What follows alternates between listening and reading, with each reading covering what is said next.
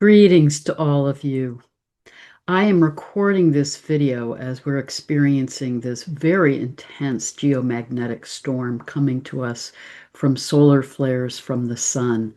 I think we're all feeling it. And we're in the time of the solar maximum. We are experiencing these solar flares coming to the Earth, but also the galactic center has reactivated and is sending cosmic rays to us as well. Remember that we're a part of a conscious cosmos. There's meaning and purpose behind these energies that are flooding to the earth right now.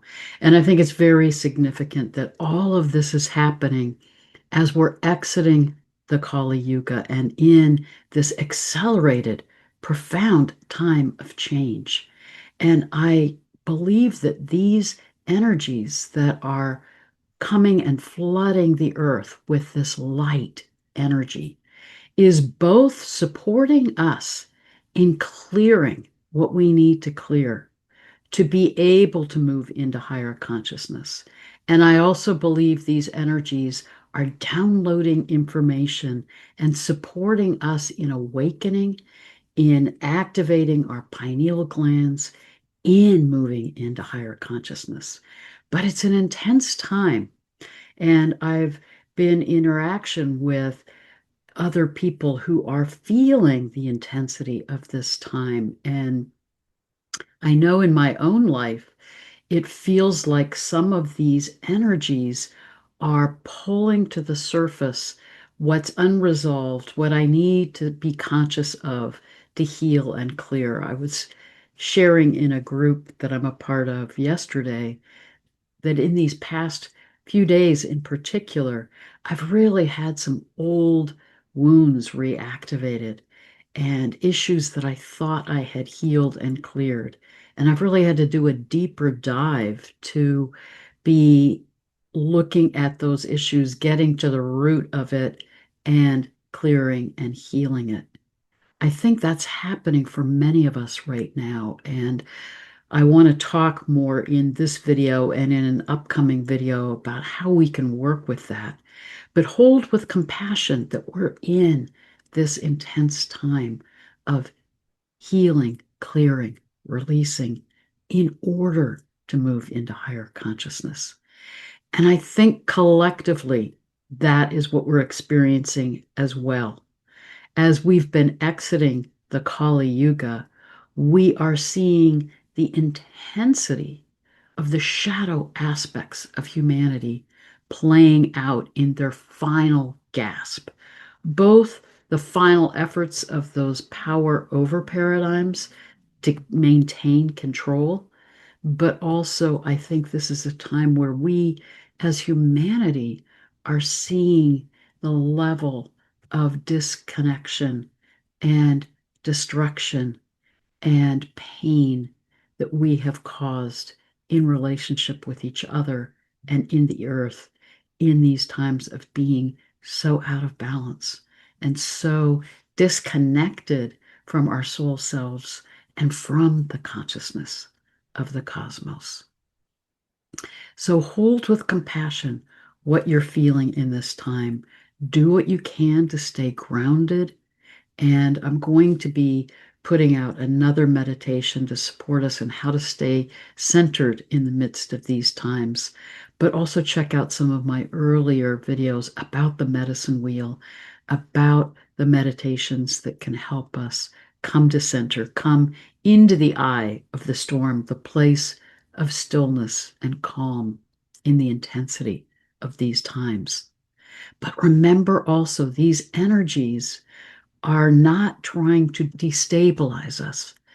They are trying to support us in clearing these blocks and in clearing the wounds and the out of balanced patterns from the past so that we can absorb this energy of light and higher consciousness to move rapidly into these new ways of being. In a profound way, I think this full moon coming on June 11th is supporting us in this process. So let's look at the chart. Before we look at the chart of the full moon, let me just remind you of the energies of the new moon. Remember that in these lunar cycles, the full moon is trying to bring to fullness and clarity what it is we've been working that's been seeded at the time of the new moon.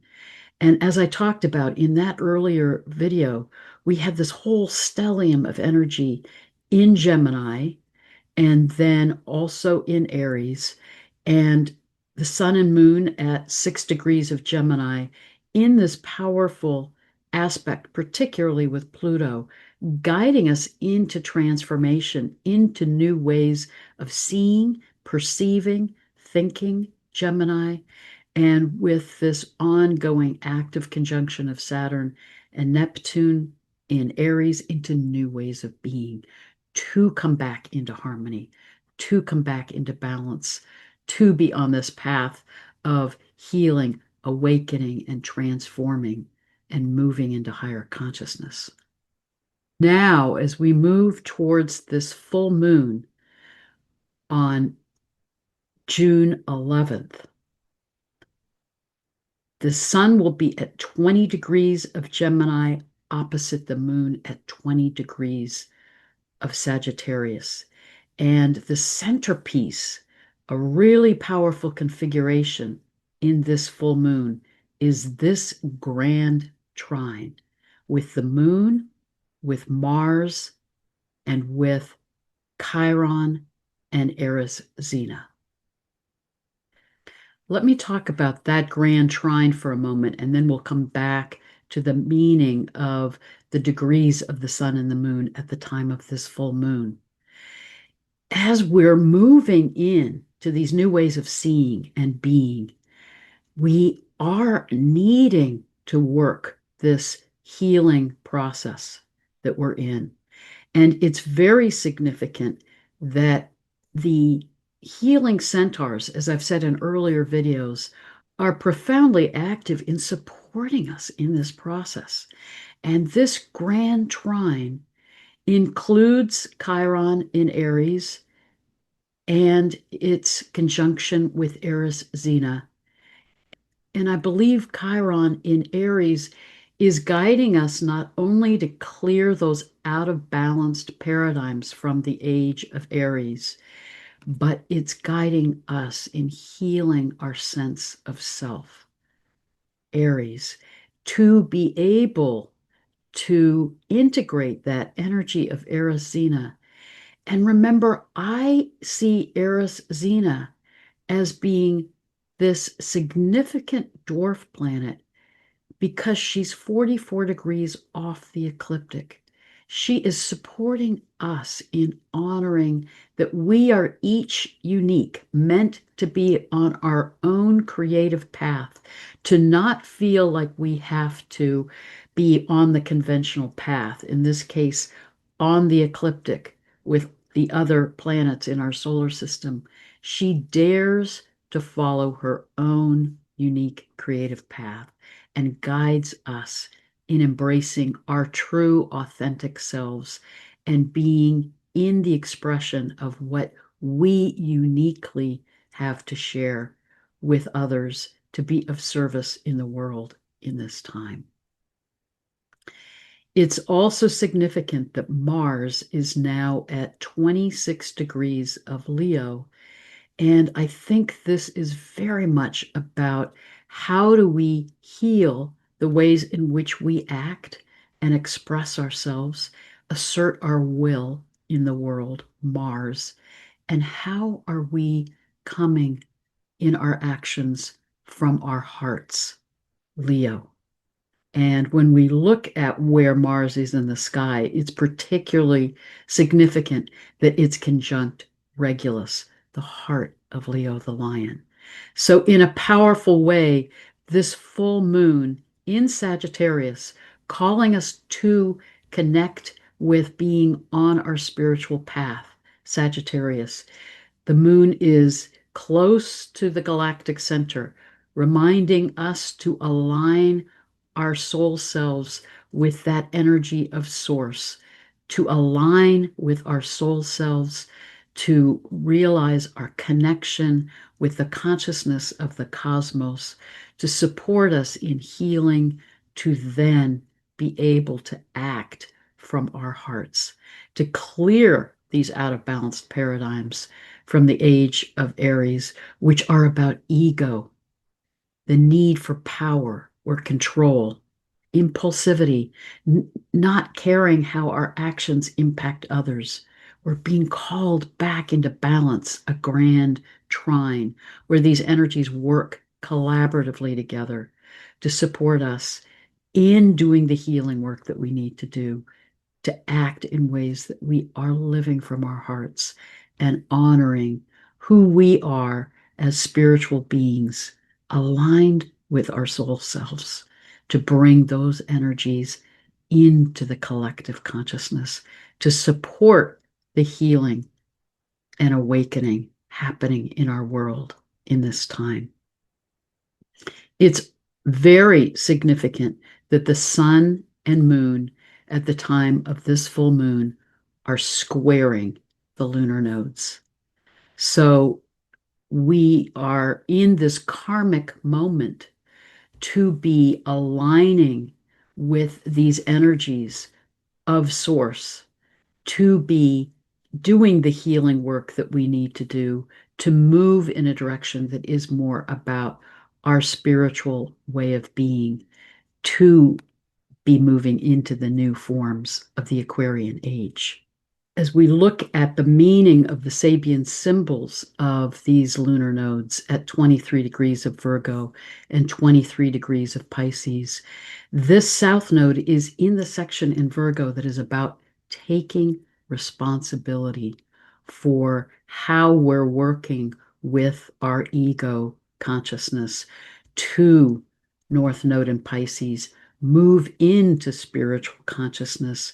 And this lunar node at 23 degrees of Pisces is in the section of the Sabian symbols in Pisces that are about purification. How do we clear what we need to clear to be living in a more spiritually conscious way? It's interesting that the Sabian symbols for the sun and moon at the time of this full moon, the moon at 23 degrees of Sagittarius, the image of this Sabian symbol and the meaning of this degree is a very interesting image. It's a child and a dog wearing borrowed eyeglasses. Think about that image for a minute. A child and a dog wearing borrowed eyeglasses. As you explore this, and I often explore this across different interpretations from Dane Rudhyar and others, the deeper meaning that I'm gleaning from that image is that this is a time where we're in this process of transformation, but we don't quite see clearly where we're headed and what the new paradigms are that are emerging and will continue to unfold as we're in this time of transition and transmutation. So, this image is about learning to use our imagination to envision what this direction is that we're moving into, to honor that we're moving into higher consciousness, but to hold that the awareness that we're in this liminal time and not fully seeing clearly with new eyes yet. So we can borrow these eyeglasses or these ways of perceiving that are coming from guidance that's given to us, but we haven't fully integrated that yet to be fully understanding and seeing and knowing what it is that we're moving into, because we're still in this chaotic time of transition and transformation. The meaning of the sun at 20 degrees of Gemini, the image is a tumultuous labor demonstration. And the deeper meaning of this is about the importance of coming to understand what is behind our outbursts of pent-up emotions.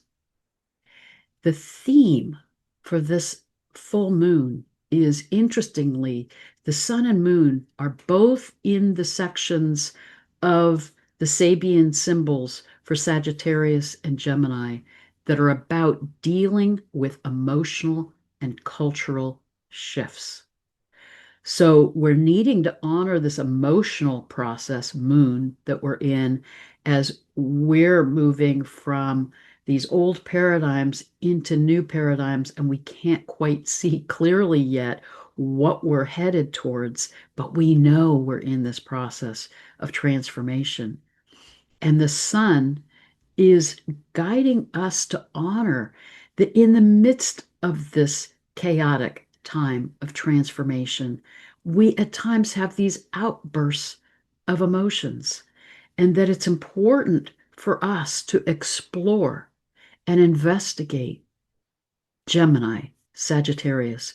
What is underlying that, both for us emotionally, but also to realize some of the intensity, the outbursts, the reactivity happening in our world globally right now are coming from the intensity of the confusion, chaos, anxiety for so many as we're moving through this accelerated time of change.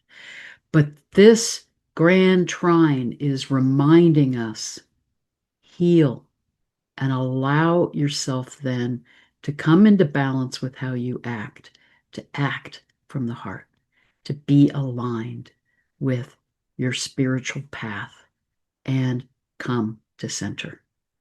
As we look at some of the other significant aspects in this full moon chart, I think it is very significant that Pallas Athene and Sheraclo, that other healing centaur, are in strong aspects to the sun and moon, trining the sun, sextiling the moon. And Chericlo is that healing centaur that is about how do we hold that sense of presence and compassion for ourselves and each other as we're in this time of healing and change and transformation. And how do we honor our own intuition, Pallas Athene, our own inner knowing, to support us in how we are in this time of change. It's also significant that Jupiter is in and out of sign, wide conjunction with the sun at this time, supporting us in trusting in this process that we're in. And Jupiter is now moved into Cancer, helping us activate that sense of compassion for ourselves, for each other. I think as we're in this very intense and accelerated time of change, this theme of compassion is really important.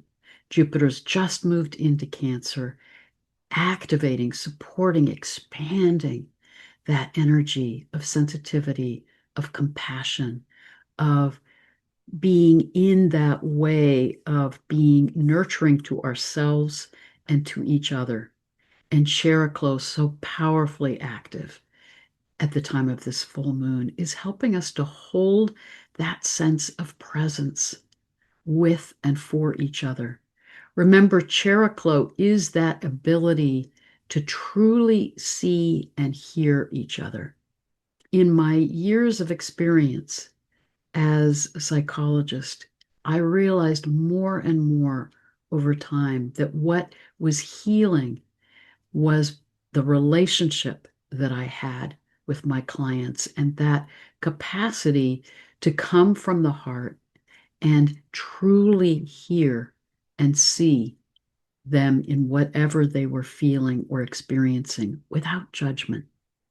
That capacity to be present and to hear and see another is profoundly healing in and of itself. That is the energy of Chericlo. And I think it is very important that we also hold that Cheroklo energy for ourselves, that in the midst of the intensity of what we're dealing with in these times, that we take time to tune in to what are those parts of ourselves that are hurting, that are triggered, that are getting reactive, or wounds that from the past are getting reactivated. Remember, we're each a multiplicity of aspects of ourselves with different parts that hold different memories or feelings from the past. And as Kristina Lea and I talk about in our book, From Trauma to Freedom, the more that we can take time to sit in meditation or journal and open to dialogue with those parts of ourselves, to hear them, to get to the root of where is that feeling coming from that feels so overwhelming to me right now? What part of me is carrying that feeling? What is this triggering from the past? The more we can sit in compassion and open to hearing whatever those young parts or experiences from the past are needing to come into our consciousness, into our awareness, then we can see and hear and feel where that's coming from. Hold it with compassion, and that supports us in healing those wounded parts of ourselves.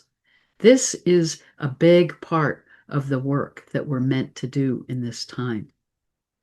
So it's important as we're in this transition time and these energies that are coming to us are supporting us in healing, releasing, and clearing these wounds from the past and how they lead us into out of balanced ways of coping or patterns and ways of being in relationship with ourselves and with others. That the key is not to override what you're feeling. Allow yourself to feel whatever is coming up, but don't identify with it or get caught in reacting out of it. Take enough time to hold with compassion those parts of yourself that are trying to come into your conscious awareness so that you can hear them, see them, allow them to release what they need to release, to heal, to come back into integration with who you are. Then you're taking in their gifts for you, and then you can release those feelings that have gotten triggered and come back to center and into more alignment with your soul self to be able to absorb these energies of light that are coming to us in this profound time. And these energies are going to keep activating us. And this full moon is coming 9 days before our solstice, which I sense because of the intensity of the configurations in that solstice chart, which is why I wanted to put it out early for you, is that we are likely to get more intense influx of solar energies at that time. Again, to support us in healing and moving into higher consciousness. Interestingly enough, Stephen Burns, who his YouTube site, and I'll put the link below, is brilliant in terms of tracking these solar energies and space weather and how it's impacting our Earth and our consciousness. He also is predicting that we're likely to experience more intense solar energies at the time of the solstice. So let's work with these energies, find our ways to stay grounded and keep coming back to center, but also work the healing and clearing that these energies are supporting us in, because then we can more rapidly open to the information, the illumination, the expansion, and accelerated movement into higher consciousness that they're also calling us into.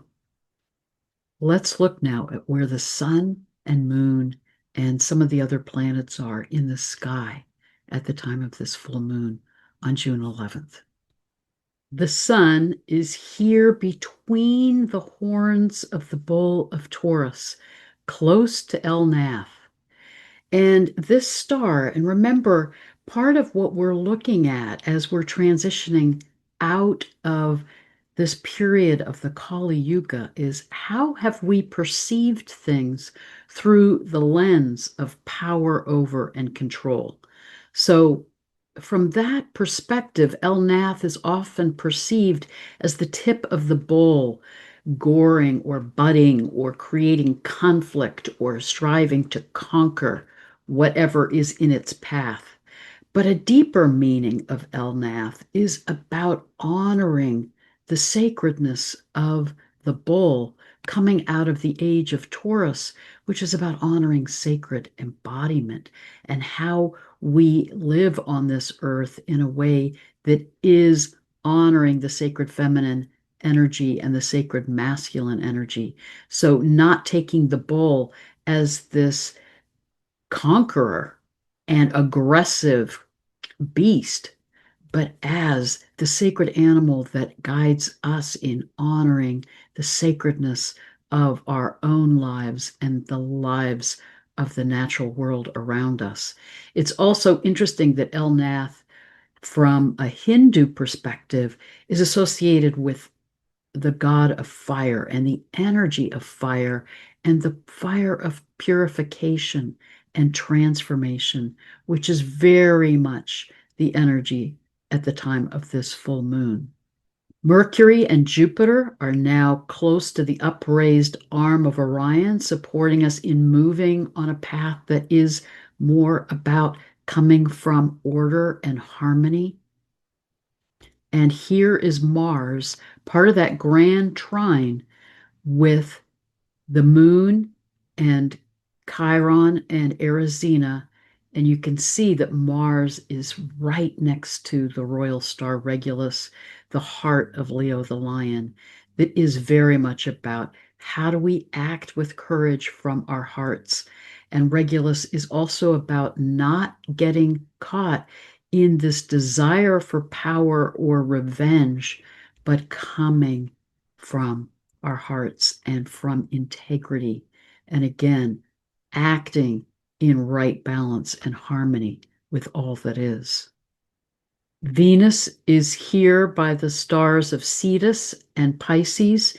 And if this showed where Chiron and Arizona are, they're here between the fish of Pisces, close to that star El Resha, and Venus is also close to that star, which is about the sacred knot. How do we reweave what's been separated into unity? How do we step out of polarization? How do we begin to honor our interconnectedness with each other and all that is? That is where the healing energy of Chiron and Arizona are activating us in their placement in the sky. I think the most profound placement in the sky at the time of this full moon is where the full moon itself is in the sky. It is very significant that here in the sky, it's above the stars of Scorpius, the scorpion, associated with the sign of Scorpio, and here beneath the foot of Ophiuchus, the great healer. These stars of Scorpius that are associated with the sign of Scorpio, I think it's very significant, this configuration with Scorpio beneath the stars of Ophiuchus in the sky. Remember, these stars of Scorpius are associated with our times of transformation, of needing to dive deep. Antares, the heart of the scorpion, is about our going through times of turbulence, emotional intensity, being willing to do these journeys into the underworld in order to transform and emerge in the true gold of who we are. This is about death rebirth, both in terms of our physical process of life, death, rebirth, but it's also very much about that energy of going through intense experiences, to be in that cauldron of transformation, to be in that alchemical process of clearing what we need to clear to come in to the true authenticity of who we are. The moon is saying, yes, these are intense times, but we're being guided through this time of intensity to be healing and releasing and burning away what we need to let go of in order to come in to the true gold of who we are, that remembrance of our true authentic selves and being in alignment with our soul selves. And when the moon or sun or a planet is beneath the feet of Ophiuchus, it means under the care of the healer. That Ophiuchus is watching over us, is supporting us in this intense time of healing and transformation to be moving into healing and wholeness. Remember, Ophiuchus is the great healer, the serpent bearer, the one who is integrating the energies of the sacred masculine and sacred feminine, showing us how as we heal, we come into wholeness, we integrate all these aspects of ourselves, we then are living in balance and harmony within ourselves and in relationship with each other.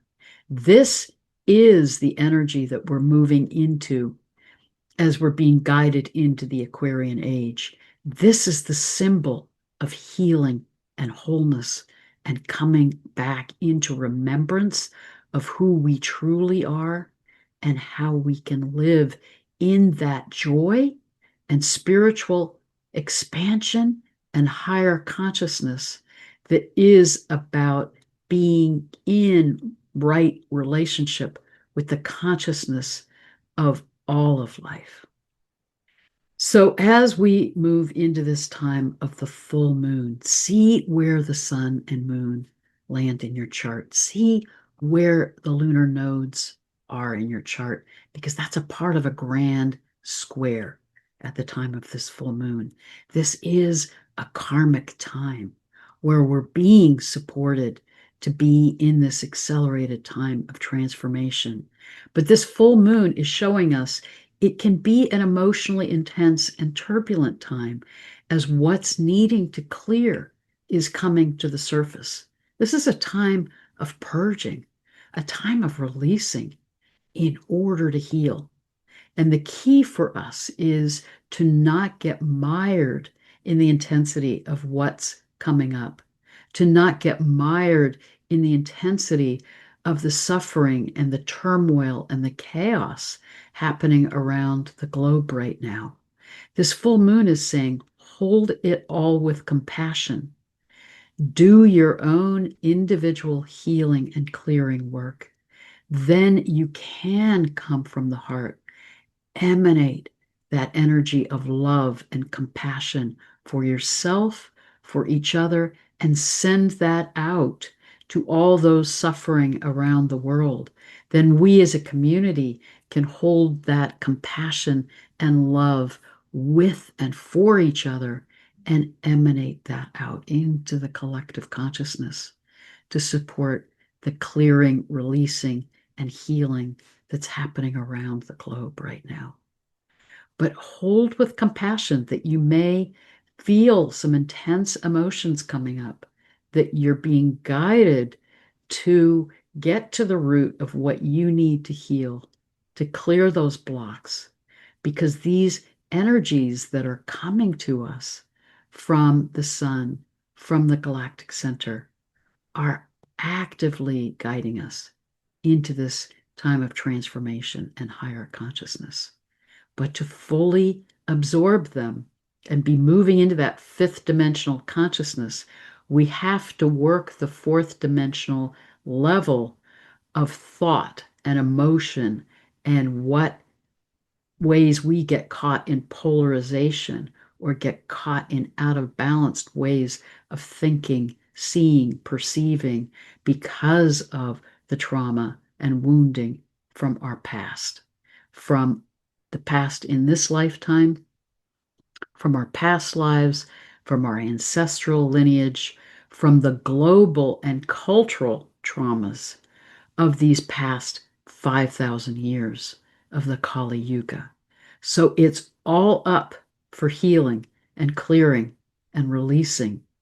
So know, as we're in this cauldron of transformation, we are being guided and supported.